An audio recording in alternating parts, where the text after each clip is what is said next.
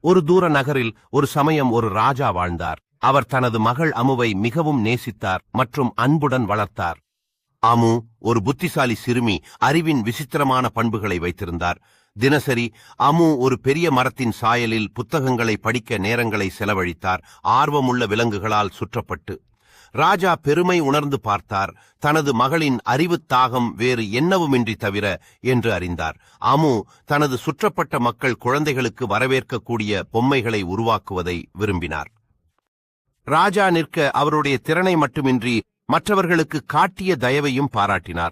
ஒரு நாள் மரத்தின் கீழ் விளையாடிய போது ஆமு அதன் வேர்களுக்கு கீழே புதைக்கப்பட்டுள்ள ஒரு பழமையான சாண்டுக்கை கண்டார். அவள் இதழ்களை திறந்து பார்த்தாள். மாயமான பழைய சுருட்டுகள் மற்றும் உன்னதமான கிரீடம் அருகே ஒரு ரகசிய ராஜ மரபில் உள்ளதாக மிகவும் கவலைப்பட்டாள். ராஜா வந்தார். நீண்ட காலமாக மறைந்திருந்த உண்மை குறித்து அவரது மனதிற்கு பதட்டம் ஏற்பட்டது.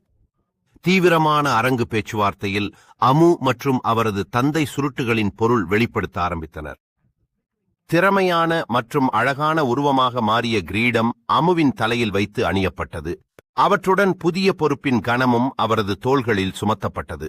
இளவரசர் அருகிலேயே இருந்து ராஜமரபின் தலைமை ஆலோசகராக சேவை செய்ய தயாராக மகிழ்ச்சியுடன் கூடிய மக்கள் கூட்டம் அவரை நோக்கிக் கொண்டிருந்தனர். மகிழ்ச்சியான ஆரம்பத்துடன் ராஜ பூங்காவில் இவர் ஓய்வு கொண்டார்.